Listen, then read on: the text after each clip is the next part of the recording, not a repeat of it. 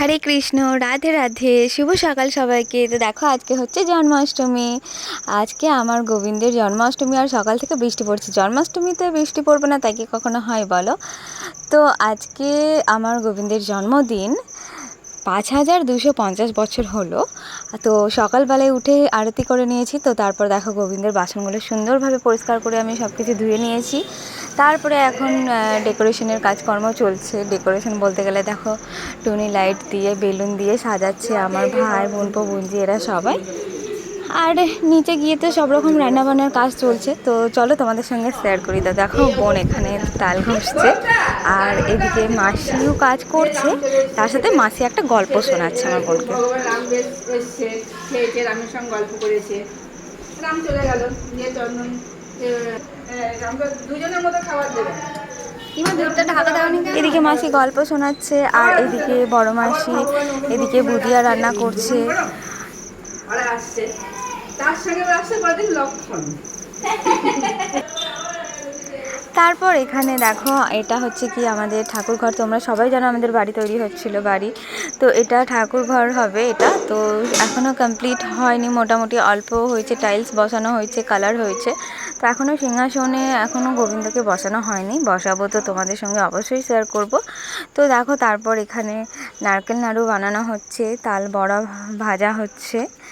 তো আজকে এই জন্মাষ্টমীতে তোমরা যত রকমের রন্ধন করে গোবিন্দকে দিতে পারবে ততই তোমাদের ভালো। তোমরা 2 রকমেরও কিছু রান্না করতে পারো, আর 200 রকমেরও কিছু রান্না করতে পারো। সো সেটা তোমাদের ওপর নির্ভর করছে যে তোমরা কতটা খুশি মনে গোবিন্দকে তোমরা সুন্দরভাবে এই জন্মদিনটা সেলিব্রেশন করবে, সেটা তোমাদের ওপর নির্ভর করছে।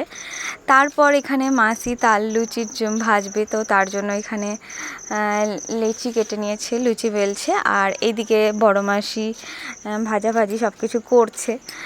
আর আমি তো তোমাদের সঙ্গে একটু শেয়ার করব বলে আমি ভিডিও করলাম, কারণ কি তোমাদের সঙ্গে সব কিছু শেয়ার করি। আর জন্মাষ্টমী তোমাদের সাথে কি হচ্ছে না হচ্ছে সারাদিন শেয়ার করবো না তা তো হয় না। তারপর এরকমভাবেই কেটে গেল। তো তারপর দেখো এটা সন্ধেবেলায় আমরা সবাই বসে আছি, কখন অপেক্ষা করছি যে কখন রাত 12টা বাজবে।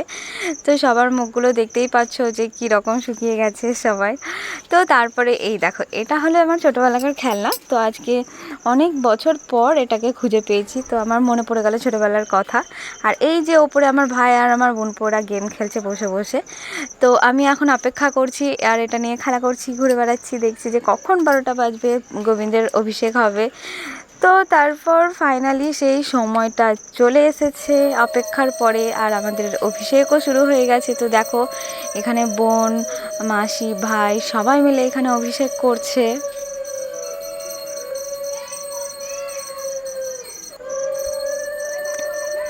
তারপর এখানে আমি অভিষেক করব। তো আগে দিদি, মাসি এরা সবাই মিলে করে নিল।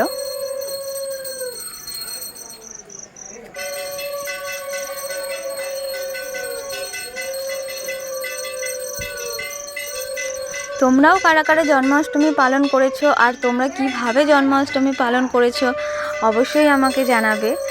আর আমার জন্মাষ্টমী দেখো আমাদের অভিষেক চলছে এখন। তারপর তোমাদের দাদা এখন অভিষেক করছে।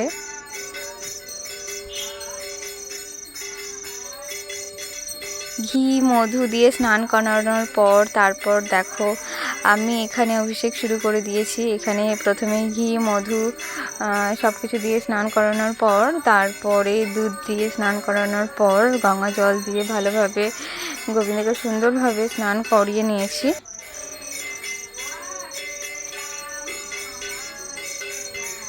আর এখানে সবাই সুন্দরভাবে অভিষেক কীভাবে করছি সেটা সবাই সুন্দরভাবে দর্শন করছে, বাবা মা সবাই। তো তারপর আমার অভিষেক হয়ে গেছে। তো এখানে তোমাদের দাদা এখানে আরতি করছে।